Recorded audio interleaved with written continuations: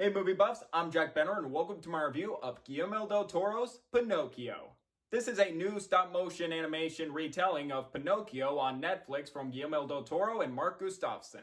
This version of Pinocchio is set during 1930s fascist Italy. A grieving woodcarver named Geppetto makes a wooden puppet after mourning the loss of his son. Pinocchio is magically brought to life, but when he doesn't exactly live up to his father's expectations. Hearing about this project made me very excited despite that we had two Pinocchio movies this year. One, I believe, had Pauly Shore in it. That was a straight-to-DVD animated film. That one doesn't really have my interest, and the name Pauly Shore, pass. And second was the Disney live-action remake on Disney Plus that came out in September. I haven't seen the live-action remake yet despite hearing terrible things about it, but I do plan on watching it for myself someday to see how it is. And two reasons I was excited for this one. Number one, Guillermo Del Toro. I think he's a fantastic, creative, unique, and visionary filmmaker. Love his work from Pan's Labyrinth, the Hellboy films, Pacific Rim, The Shape of Water, which won the Oscar for Best Picture. Have not seen Nightmare Alley yet, that came out last year, but I do want to check out that movie someday.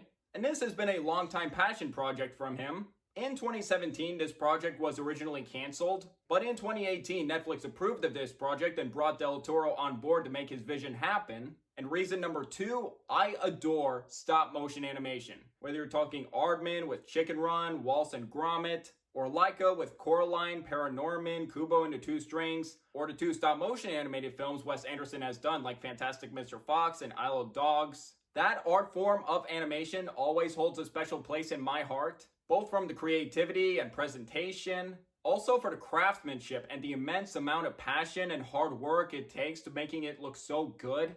This was easily my most anticipated animated movie of the year, as well as one of my most anticipated films for the rest of the year. And hearing rave reviews from people who saw it at London Film Festival and AFI Fest made me even more excited to watch this movie. And I watched Guillermo Del Toro's Pinocchio on Netflix the day it premiered, and all I can say is, this is a masterwork. And this is hands down the best version of Pinocchio since the Disney animated classic. A stunning and emotional retelling of the classic story masterfully brought by Del Toro. Let's start with the pros.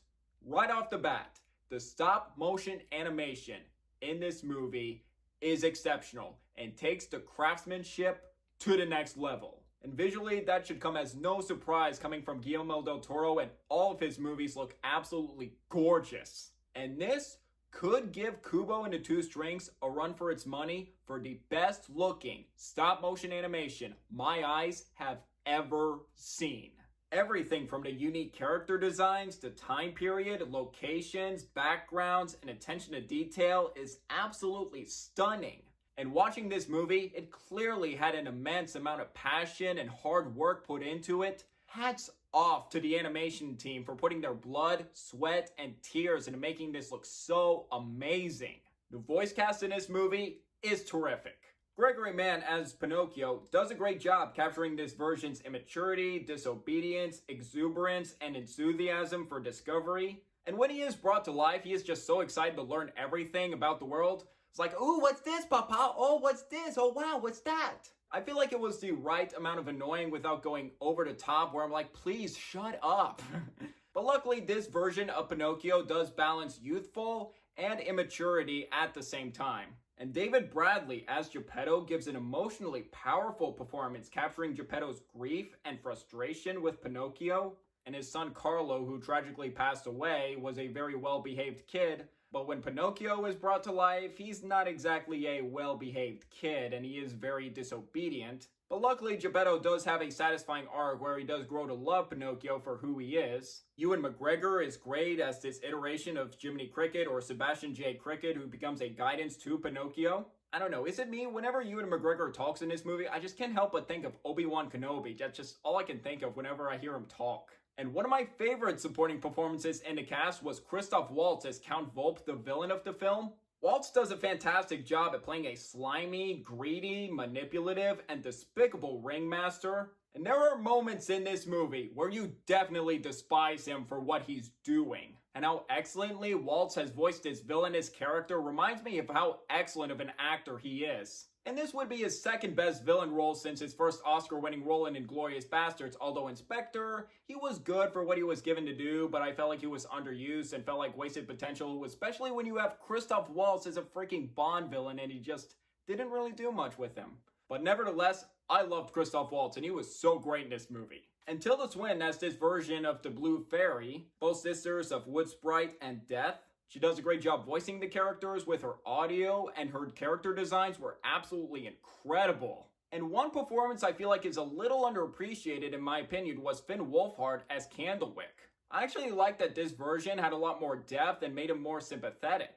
And his father, voiced by Ron Perlman, just like Count Volpe, you definitely despise him for what he's doing in this movie. And it kind of took me a little bit to realize that was Ron Perlman voicing his father. When I heard him talk some more, I just thought, Hellboy? And that should come as no surprise since Ron Perlman is a frequent collaborator of Guillermo Del Toro, and it's always great to see these two collaborating whenever they get the chance to, and Ron Perlman, as always, he's awesome. And one surprise in the supporting cast was Spazzatura, who's this monkey assistant who's been mistreated by Count Volpe.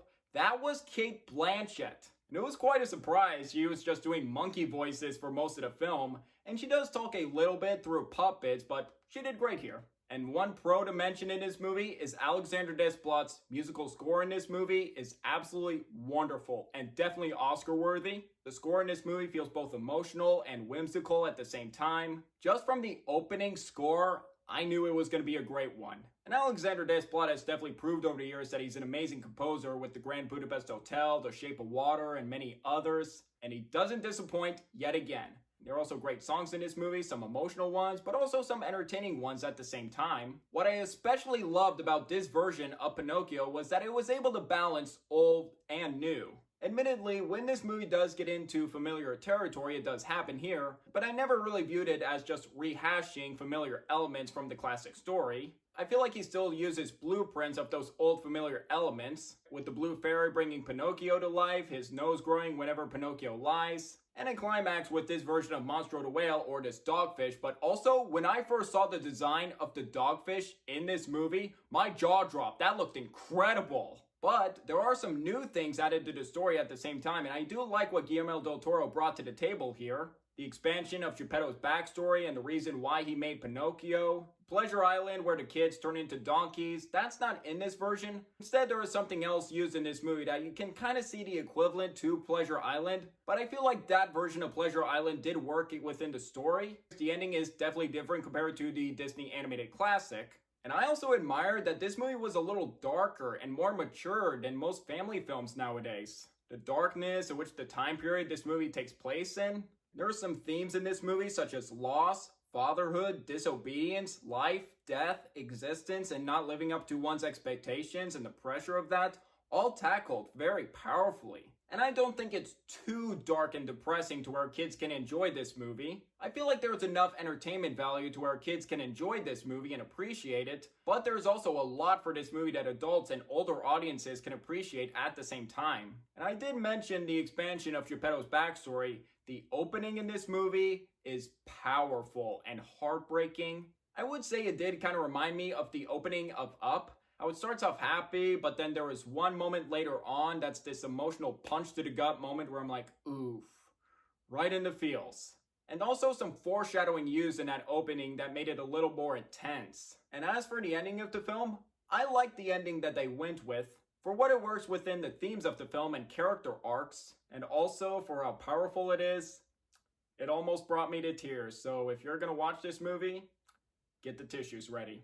As for issues or nitpicks, honestly, I don't really have one issue with this movie. Not really with the pacing. I didn't really feel bored watching this movie, and I didn't really mind when this movie got into familiar territory at times, so I don't really have one complaint with this movie. In conclusion, Guillermo del Toro absolutely knocks it out of the park with his animation debut and his take on Pinocchio.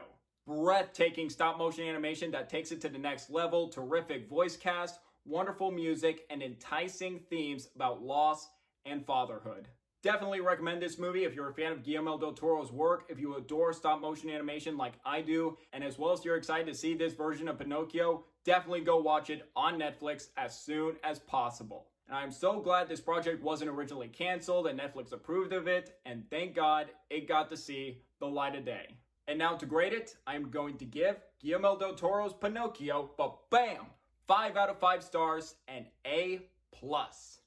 Easily my favorite animated movie of the year, and a potential candidate for my favorite film of the year. I don't know if I want to fully confirm that, as I'm kind of scrambling my top picks for my favorite film of the year. Got Top Gun Maverick, The Batman, Everything Everywhere All at Once, this, and as well as other great movies that aren't in my top 5 right now, like The Banshees of Inisherin, The Menu, The Fablemans. All great movies, and if you haven't seen any of those 3, go watch them right away if you have the chance. This is a work of art, and it's up there with Pan's Labyrinth as Del Toro's best work to date. And now, let's talk about Oscar predictions. Right off the bat, this is easily winning Best Animated Film. Give Del Toro another Oscar. I did really like Turning Red. I enjoyed The Bad Guys. But this is easily my number 1 pick for Best Animated Film of the year, as well as what could potentially get other than animated film. I have a feeling it could get into the musical categories. It definitely seems like a lock for score, and a song nomination I could see getting in, like Ciao Papa. Maybe adapted screenplay if there's a spot to fill, and maybe if there's a chance. And honestly, I would love to see this movie get a Best Picture nomination. I've been saying it before, and I'll say it again. I would love to see another animated film that I feel like truly deserves it to get a Best Picture nomination. We've had 3 animated films nominated for the Oscar for Best Picture: Beauty and the Beast, Up, and Toy Story 3. And I feel like if there could be a 4th one, it should be this. As well as there are other animated films in the past after Toy Story 3 that I feel like deserve a Best Picture nomination, like Inside Out, Coco, Spider-Man Into the Spider-Verse, and Soul. So if this movie really does get a Best Picture nomination, I'll be jumping with joy.